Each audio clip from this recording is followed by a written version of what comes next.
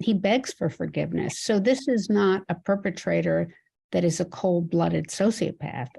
This is a perpetrator who was really pushed over the edge by the abuse that he heard in his home. And he was pushed over the edge to do this.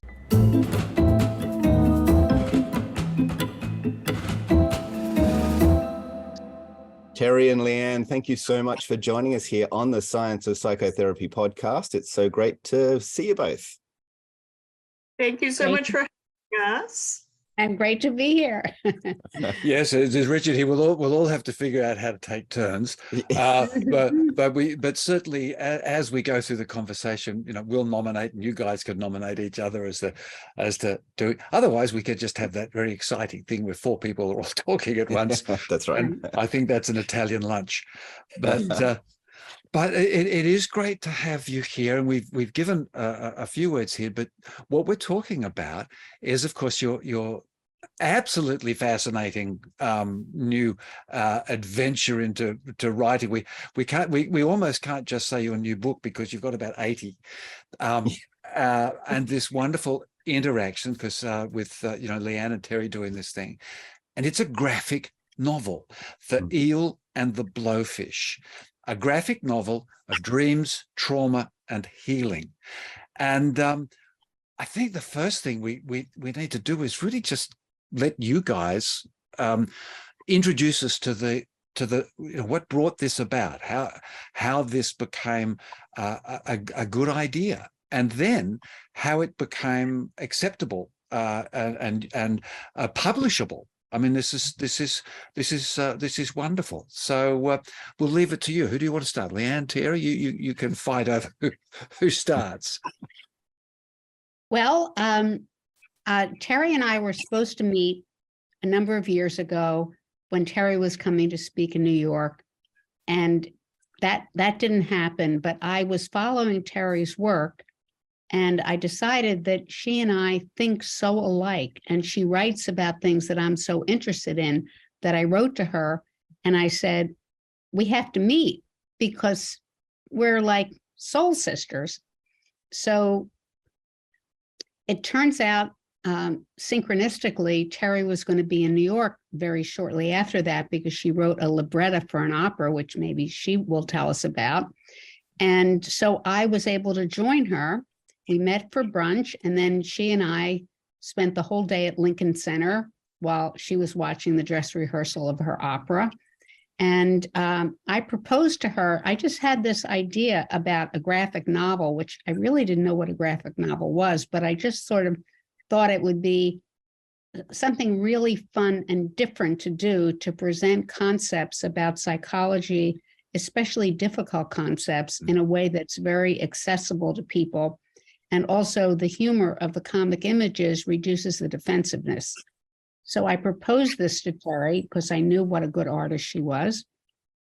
And she agreed. And we've been working on Zoom for 3 years, at least 10 hours a week to produce. So and Terry can continue. We went through many different iterations because we really didn't know what we were doing, but it was COVID and we were very happy to spend the time with each other. And so, and we've done a whole presentation on how it cured our depression of COVID working on this novel. So, but Terry, did you want to say more?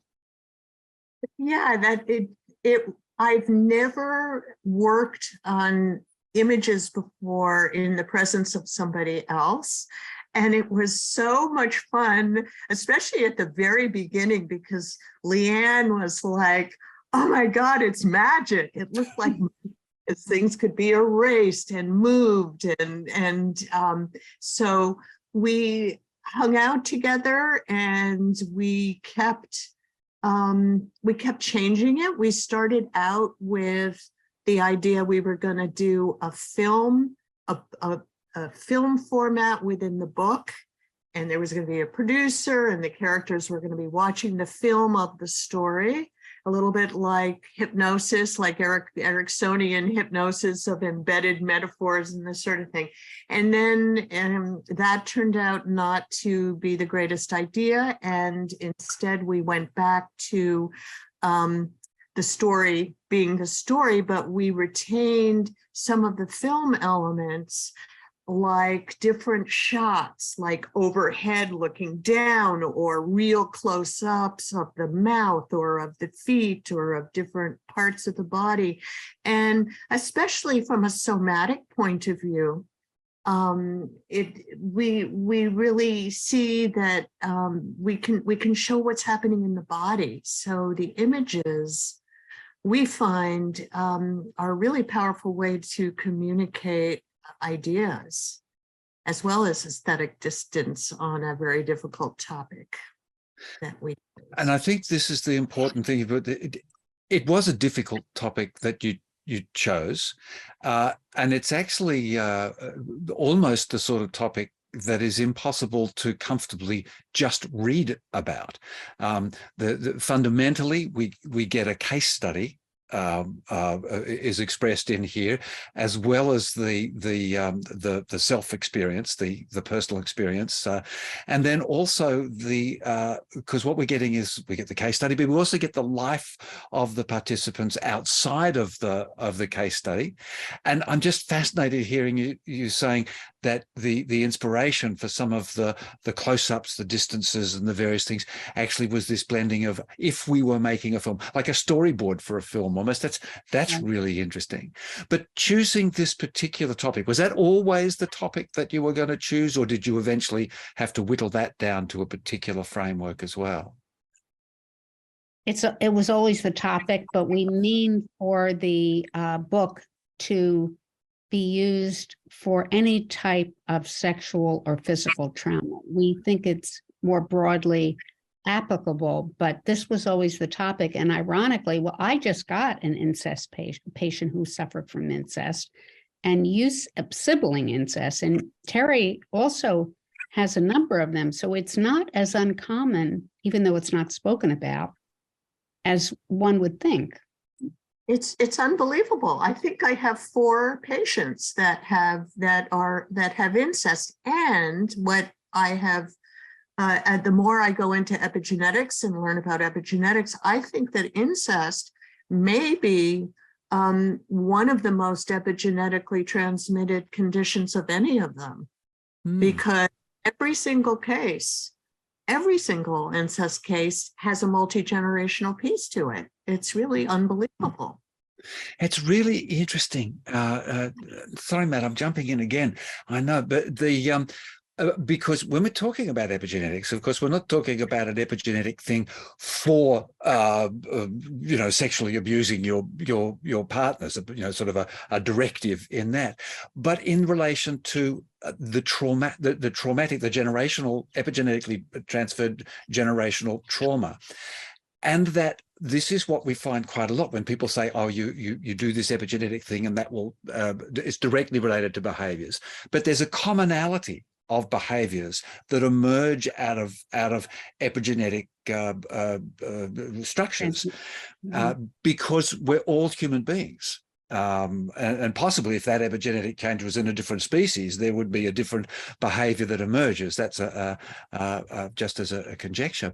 But that is an interesting aspect. For example, children in generational transference from people who were starving, who were at great hunger, that they then seek out food. And so in our modern society, when there is lots of food, they tend to be obese. And you go, wow, obesity, hunger, where's the connection? But it's behaviors that emerge out of the epigenetic change. So just jumped in with that one because it's really interesting. So when you're looking at something, you chose to start us off right in the middle of the an expression of the difficulty. Can you? I don't want to sort of describe it myself, but can you talk about starting in the dream? Well, I believe in not saving the best for last. I think it should be presented immediately. And we did have a whole lead up to the dream, and we decided to take it out and just give it to the audience. And the dream is prescient of the whole story. So it tells the whole story in a certain way. If once you come to the end, you realize the dream told the whole story. Yeah, and Terry, you're giving in your drawings hints all over the place that I found myself going back to. I'm going, oh yeah. I mean, you make it clear in later drawings, but I went right back to the first pages, and I started really looking in there. And what were you thinking there as the artist? Tell me what you saw as a hint, and I'll tell you what I was thinking. Well, I think some of those potential phallic images, they were much more subtle in the early drawings. But if you looked, and here's the interesting thing, it doesn't even matter if you intentionally drew them. Right. There were things that I saw there that went, yeah. So I was taking them in on an implicit way to some degree. Anyway, what were you thinking as the artist there? Most of what emerged was absolutely spontaneous and often synchronistic. A lot of my drawings, my figure drawings, have synchronicity in them. I don't know if you guys probably haven't seen the figure drawings, but what I used to do is have a live model come to my house, and she'd get in different positions, or he'd get in different positions, and I would draw multiple positions on one page, but they'd be overlapping bodies, and the lines would be synchronistic because the same line would work for both poses. But I wouldn't fashion that on purpose. It would just happen. And of course, as you know, synchronicity is something that is near and dear to my heart, and I've used the fractal epistemology to model synchronicity, and it happens to me all the time. And the more I've been on synchronicity podcasts, the more it happens, of course. Just tends to happen. So a lot of what would happen, a lot of the best things, as Leanne and I were sitting there and working on these things, a lot of things would be mistakes or would be complete spontaneity. I would cut and paste something and suddenly a new thing would come out. But some of the phallic stuff, like when it came to the eel, the choice of an eel for Charlie, the perpetrator, as a snake, I mean, that's an obvious phallic thing. But I think a lot of it was just unconscious. And I really have come to believe that the best art is not consciously formulated. I think it emerges unconsciously, and that's the deepest level, just like dreams, capture it. But there was also this magic with Leanne where we would things would emerge unexpectedly. So I think there was a parallel process going on in how things shaped themselves and in the relational element and self-similar sort of process that was working its way through the art. Yeah, well, I think you're both very brave to be looking at this topic, and I think it's just wonderful, like that synergy between the two of you. Often creatives, do prefer to work alone, and it can be very difficult. Although I know there are a lot of screenwriters that will, work together, and what the output is often better than the individual. Now I was interested in, because it's such a difficult subject to talk about, and the topic of triggering people, like what were you thinking about, because I think it's extremely accessible what you've done, but it's potentially triggering. And what was the discussions you had about that aspect of the book? And just sort of qualifying that you make it very clear in the beginning of the book and various places that if anything worries you, So yeah. just you may not think to say that, but I noticed that you were very careful and cautious and sensitive to that. But so that aspect of how people reading it, and also the ages of the people who you expect to be reading it as well. Clearly, it's for adults. It's not for children. It's for 18-year-olds and older. But we included the trigger warning. The image that says this thing contains graphic material. Interestingly, one of the presentations that Leanne and I did, we forgot to do a trigger warning in the presentation, and we did show the climax of the because as you saw, it's very, very graphic, the actual climax of the event. And one of the things we decided to do is, by using cartoon-like characters in a photographic background. You might have noticed that almost every page has a photographic background. The realism is in the context, but the character is, not quite so realistic. So that's one way we tried to soften so that people would not get triggered, by having it be a little more representational, or a little further, or a little more childlike in terms of the look of the characters. Yeah, that's a really interesting way to create some distance. Yeah, and it gives it that a sense of you can be the experiencer, but you also need to be the observer as well to give it a personal sense, as different from just like watching a literal movie, full movie, which often is a lot more triggering, and they don't have trigger warnings before a lot of movies that they should have. So, Leanne, what thoughts were you having there as well? I think that the images are so playful that they sort of reduce the anxiety of the reader, and it helps give the reader perspective. And also, the images create a sense of companionship. They act almost as a witness, like a traumatized individual who reads the book. Frequently, they feel so alone and so marginalized.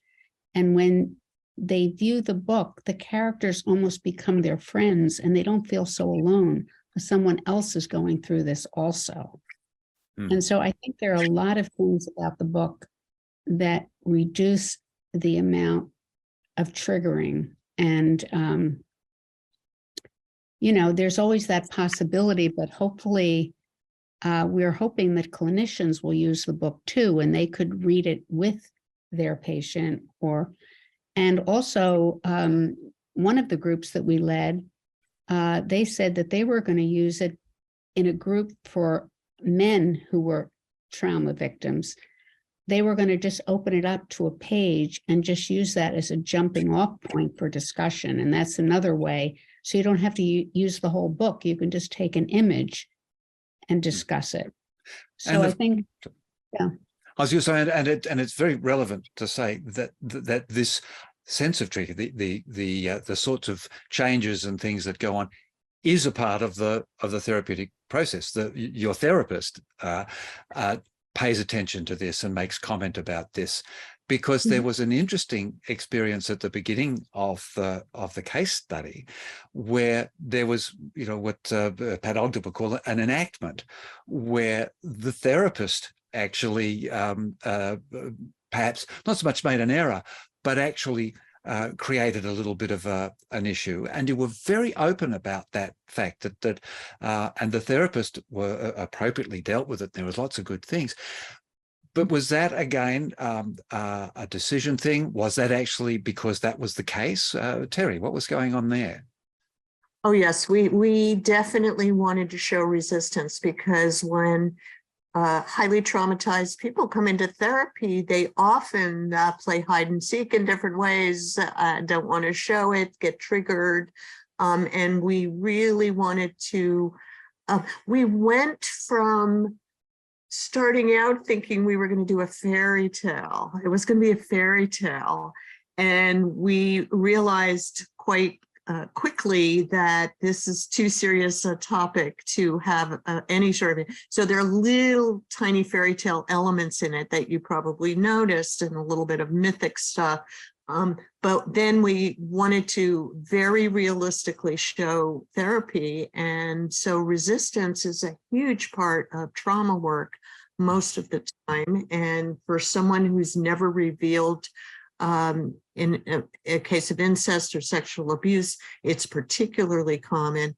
And so we thought it was important to show that sequence as a way to help prepare people to come into therapy for this, and to show that it's not easy to talk about it.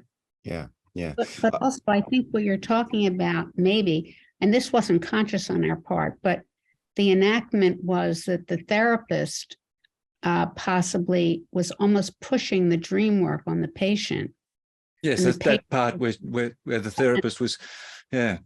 Right, and the patient was resisting, and that's almost like an enactment of the incest, because the therapist misunderstood that she was ready and she wasn't ready. So so then they were able to recover from that. And then one of my favorite images is really a portrayal of sadomasochistic transference, where Tony is on the ground almost like an animal, and the therapist is holding her on a leash. And that is how some patients feel. They feel totally dominated by the therapist, especially if they've had a traumatic background. Yeah, so that was a beautiful visualization of the client's feeling. You know, that obviously that wasn't what happened in the therapy, but right. This important message to therapists, though, that I really got through, of rupture repair, of almost allowing, or not allowing, but when ruptures occur, to take advantage of this as an opportunity. And it goes back to the old transference, countertransference days, but I think we've moved on from something as blunt-edged as that description, as to be the natural sort of ruptures that occur in any interpersonal engagement in an intense experience. So yeah, it allowed, I hope it allows therapists to realize that it's not so much mistakes, but you are going to do things that you're going to have to, that you're going to go, oops, and that's fine. Just go back and un-oops it. And by the way, there was a parallel process with the two of us, because we had a few ruptures and we repaired them. So just like Dr. Young and Tony, we were doing the same thing, because this was an intense experience. We spent a tremendous amount of time together for 3 years. So Matt and I do that as well. Sorry, Terry. And how do you repair your ruptures? Right, and you were so closely reading each other's faces and body languages and tone and all of that. But not only is that what you're saying, Richard, I think important to realize that rupture repair is part of it, but the fact that those ruptures could happen means that the couple was working right at the edges of the regulatory boundaries, and that's an effective place to work. And it's hard to manage that. You can't always, rein it in, and you don't even want to always rein it in.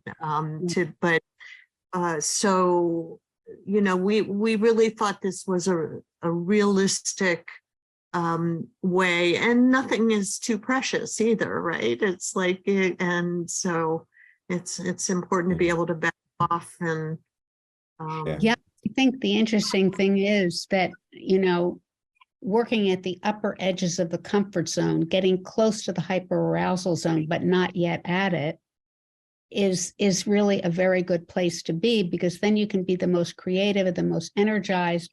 And I think reading this book, this novel by a traumatized person, will put them at the upper edges of the comfort zone. Right. And so they're more open and they're able to be more creative, and hopefully their therapist can help them if they go into a hyper-aroused state. Yeah. Look, I'm really interested to know, during this long process of writing, did you sort of bounce this off other colleagues? Was there any beta testing along the way, or you just kept it to yourselves? Well, we Did we? did. We did? Yeah, I sent it out. We sent it out to people here, at different points. Yeah, I did. Yeah, Yes, yeah. so, yeah, a few different points, but not in a sort of a step-by-step fashion. No. But Not did a you get anything? supervisory sort of thing. Yeah. no. Did you get anything back that changed your direction, or? Oh, yeah. Yeah, several things, like the fairy tale thing.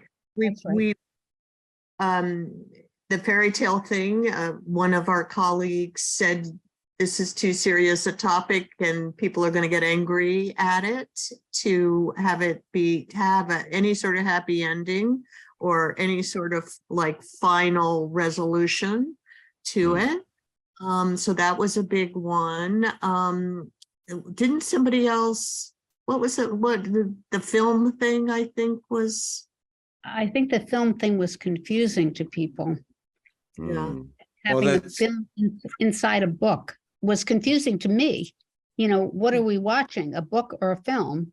That's interesting. Of course, that's the nature of the reader, of the viewer, of any gallery. For me, it was great, but then Terry knows me. I involved in a lot of artistic things, and Matt is too, and so I just was happy to engage with the artist's expression. Seeking to find that, with the frame. And I'm just thinking, Terry, Nat, but you had your daughter. She was doing a lot of work. How old is she? Did you have daughters doing things?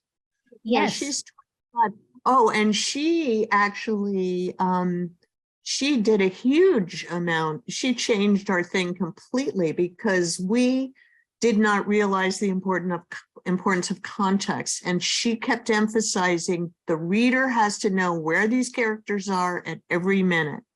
And so, they were sort of floating in space at various points. Many of the early images were not situated anywhere. And so she became our consultant in many ways, and also shaped the storyline. I mean, we had so many words to begin with, and then now it's like 3 words a page or something. I mean, you wouldn't believe how many words and then we got into it. We started to love how many more can we cut out.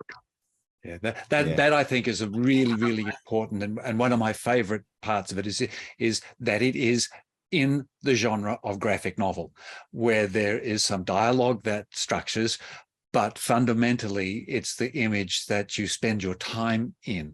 So I just think it's hearty congratulations on achieving that, and good on your daughter for being what a great family community cooperation there. Yeah. Of course, it could be easily adapted now as a cartoon, but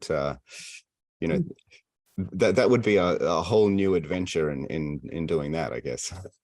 Well, Yeah. sure. If anybody wants to animate it, I think we're game. I mean, I think we'd love to see that if anybody, wants to do it. One of the beautiful things about using imagery and letting the imagery speak are things like, doing the dream and the fantasies, being able to depict the insides of people's head,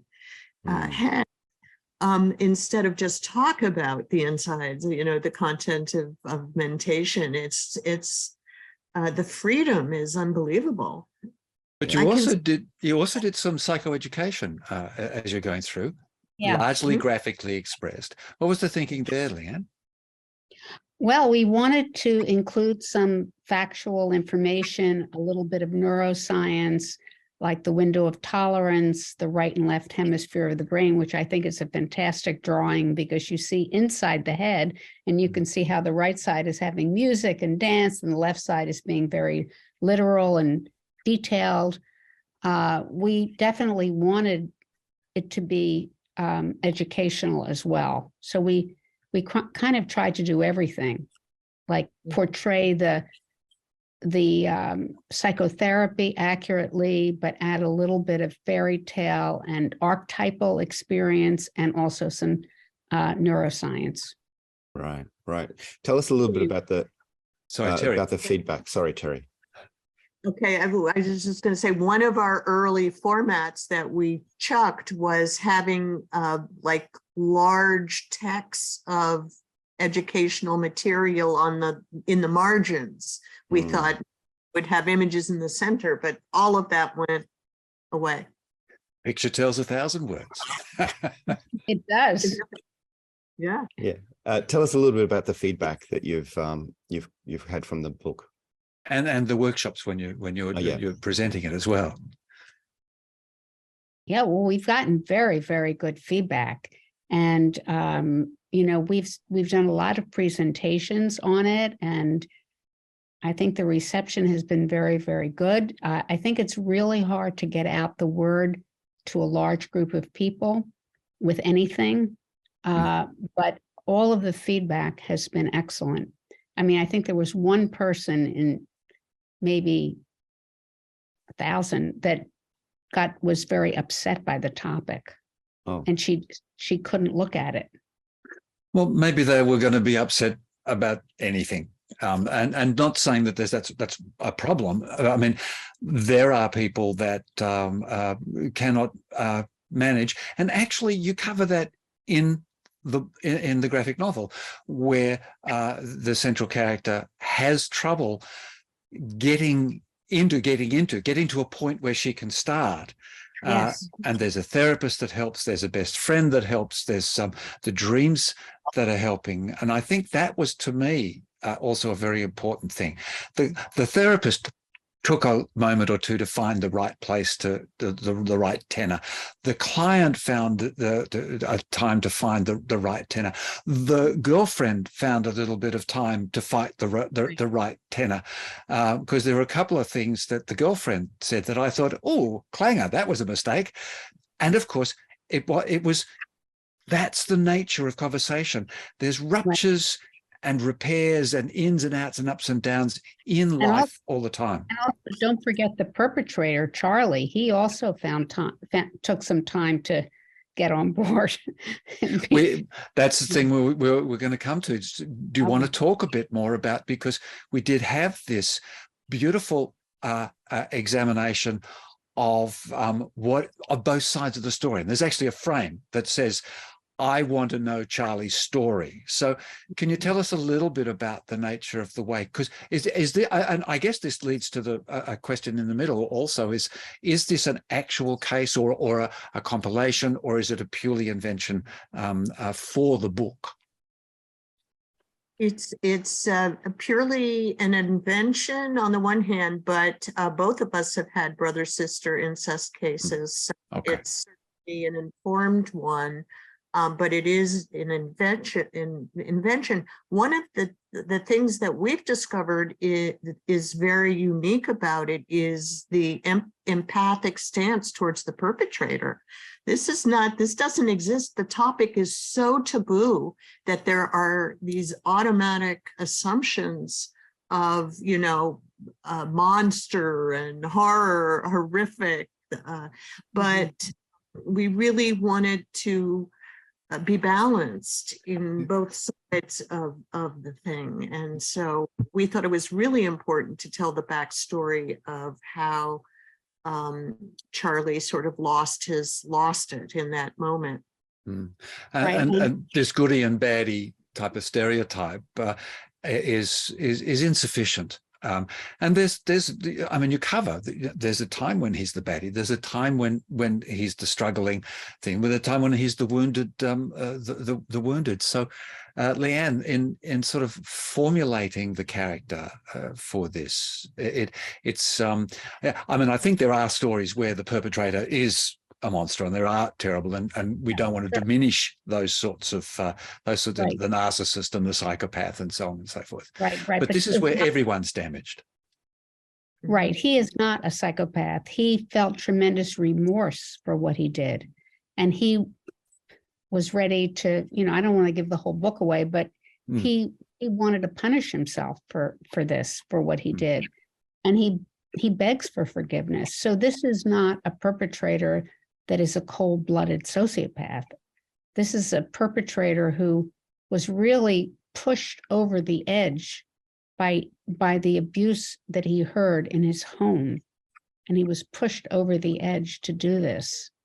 And it did only happen once, which is somewhat of a mitigating factor. It still hurt Tony tremendously. Mhm. And for years, she couldn't function. So it's not that it didn't hurt her, but I think once she became stronger, she was then able to see something from his point of view. So here's an interesting thing that has come up for me in teaching when I've talked about and presented this novel to some of my classes. Some of the people have talked about having cases of brother-sister incest where the people are claiming this was not a problem. This was a pleasant experience. This should not be under moral condemnation. And I just think the ethical issues around that are fascinating. Like, is it our job to say, yes, it is a huge problem? I mean, maybe sometimes, and maybe not sometimes. I mean, I can remember a case of mine a long time ago that I've written about, of a young man who had a sort of a sexual addiction, really came and was continually sort of into the hunt. And then once he got the woman, he was no longer interested. Well, it turned out when he was a very, very young boy, he had a babysitter who would have him rock on a rocking horse naked in a very sort of violently, rocking way. And he thought this was great when he first came into therapy. And part of therapy was to say, well, actually, this was sexual abuse. You were abused, even though you felt, you had these very positive feelings about it. So, and he came to see that, and he actually made headway and got married by the end of therapy, and hopefully is still married, and considered himself a poster boy for me, and actually had sexual dreams during the therapy with me, which is kind of interesting as part of it. So, I think people are all over the map in terms of if it's consensual, if it's innocent, if it's, I think there are just a lot of different issues that. Yeah. No, I think that's, and Leanne, you were addressing that earlier in the talk today, just saying that, okay, we've got a specific case here, and there, Terry, you've shown one that's quite different, yet there's a lot there of the frameworks and of the nature of the way you approach it that this book gives a therapist and clients an ability to find a contextual framework. I think this is good. Yeah, beautiful. This is great for discussing this very difficult topic. Yes, that's exactly what I was going to reiterate. This is a great frame. I would encourage therapists and like you said, Leanne, we don't want to give away the whole book, so I'd encourage therapists to seek this out. We'll have links in the show notes where they can seek out more information about this. Now, before we wrap up, I'd just like to ask both of you, is there some sort of final word you'd like to say about this project? I think it's a wonderful expression of how art can heal. And I think the art in the book can heal the reader, but creating the art between us also healed the whole trauma of COVID. We didn't feel depressed or isolated at all.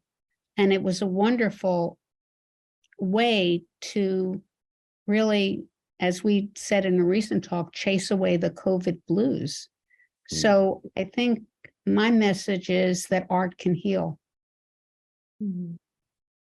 I love that. So I just want to follow up by thanking you both for for having us on, and for allowing your platform to present ours, because this is such a new thing for us, and we really appreciate the invitation.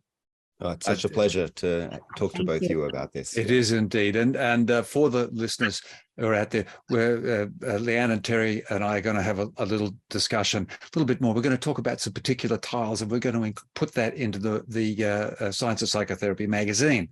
So if you're a member, and of course you can always access the magazine just at a few dollars cost for specific magazines.